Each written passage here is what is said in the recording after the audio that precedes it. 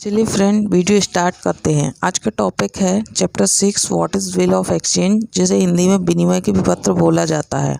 लेकिन फ्रेंड उससे पहले अगर आपने मेरे चैनल को सब्सक्राइब नहीं किया है, आप मेरे चैनल पर नए हो तो पहले चैनल को सब्सक्राइब कर लीजिएगा और बेल आइकन को प्रेस करना ना भूलिएगा, क्योंकि वीडियोस के नोटिफिकेशन आपको बेल आइकन को प्रेस करने के बाद ही मिलेंगे। चलिए शुरू करते हैं।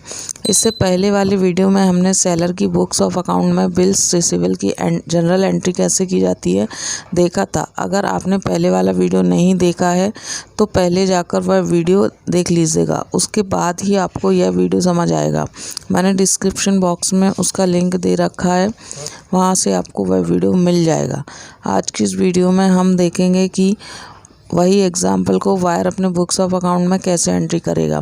पहले एग्जाम्पल में 1 लाख रुपए का बिल वायर एक्सेप्ट करता है और मैच्योरिटी डेट पर उसका पेमेंट करता है, तो वायर के लिए बिल्स पेबल कहलाएगा और लायबिलिटी हुआ। और वहाँ पर उसने क्रेडिट पर परचेस किया है।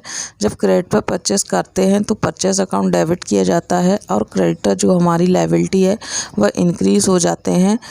तो जब लायबिलिटी इंक्रीज़ होती है तो वह क्रेडिट होती है, तो क्रेडिटर्स अकाउंट क्रेडिट होगा। क्रेडिटर्स कौन है? यहाँ पर मिस्टर एक्स हैं, तो मिस्टर एक्स का अकाउंट क्रेडिट होगा।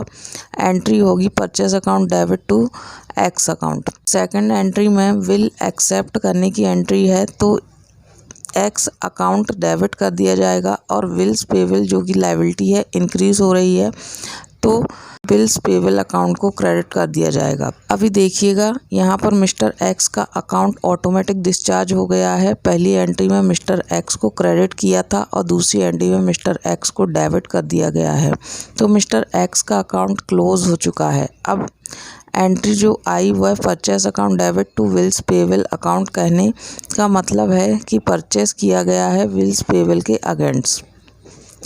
अच्छा, एक बात और है, इससे पहले वाले वीडियो में मैंने आपको बताया नहीं था कि मैच्योरिटी डेट को कैसे निकाला जाता है, तो इस वाले वीडियो में हम देख लेते हैं। 1 मई को बिल ड्रॉ किया गया है और 3rd मंथ में मैच्योरिटी डेट है।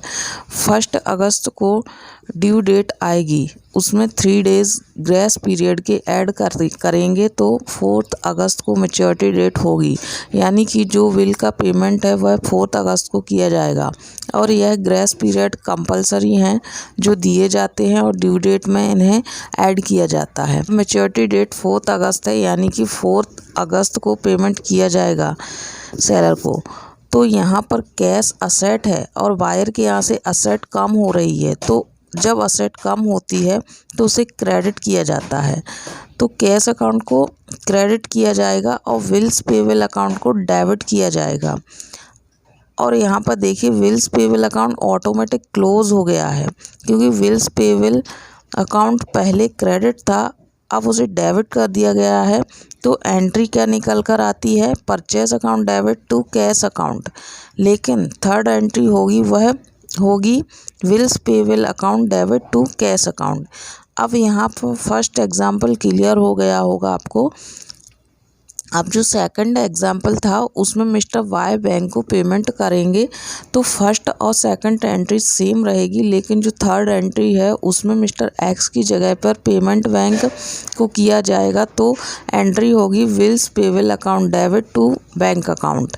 अब जो 3rd एग्जाम्पल था उसमें मिस्टर वाई मिस्टर जेड को पेमेंट करेंगे, तो 1st और 2nd एंट्री सेम रहेगी, लेकिन जो 3rd एंट्री है वह भी सेम रहेगी, क्योंकि मिस्टर वाई को बिल्स पेबल के अगेंस्ट कैश पेमेंट करना है, तो एंट्री तो वही रहेगी bills payable account debit to cash account. इससे क्या फ़र्क पड़ता है कि वह पेमेंट किसे कर रहा है। हाँ, बैंक के केस में ऐसा था कि कैश पेमेंट नहीं कर सकता था, तो बैंक में पेमेंट किया, इसलिए बैंक अकाउंट को क्रेडिट किया गया।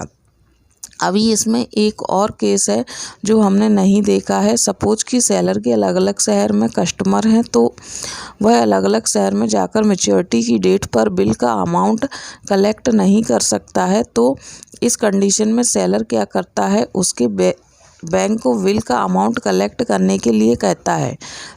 तो जैसे ही मैच्योरिटी की डेट आती है तो उसके बैंक अकाउंट में बैंक के थ्रू बिल की अगेंस्ट जो अमाउंट कलेक्ट किया जाता है वह रिसीव हो जाता है। इस सिचुएशन को सेंड फॉर कलेक्शन के नाम से बुक ऑफ अकाउंट में एंट्री की जाती है। और इस सिचुएशन में पेई बैंक होता है, बिकॉज जो कस्टमर है वह बैंक को अमाउंट पे कर रहा होता है, तो जो अमाउंट कलेक्ट करता है वही पेई कहलाता है। अभी तक हमने विल ऑफ एक्सचेंज की 4 सिचुएशन देखी। पहली सिचुएशन में सेलर मैच्योरिटी डेट तक बिल को अपने पास रखता है और पेमेंट रिसीव करता है, तो पेई सेलर हुआ। दूसरी सिचुएशन में सेलर मैच्योरिटी के पहले ही बिल को बैंक में डिस्काउंट करा लेता है, तो पेई बैंक हुआ। तीसरी सिचुएशन में सेलर बिल को अपनी लायबिलिटी के अगेंस्ट क्रेडिटर्स को यानी कि थर्ड पार्टी को इंडोर्स करता है, तो पेई थर्ड पार्टी हुई। और फोर्थ सिचुएशन में सेलर बिल को कलेक्शन के लिए बैंक को सेंड करता है, तो पेई बैंक हुआ। आज का वीडियो यहीं पर एंड करते हैं। इसके बाद वाले वीडियो में हम देखेंगे प्रॉमिसरी नोट क्या होता है और विल ऑफ एक्सचेंज और प्रॉमिसरी नोट में क्या डिफरेंस होता है, विल ऑफ एक्सचेंज और प्रॉमिसरी नोट की क्या कैरेक्टरिस्टिक है।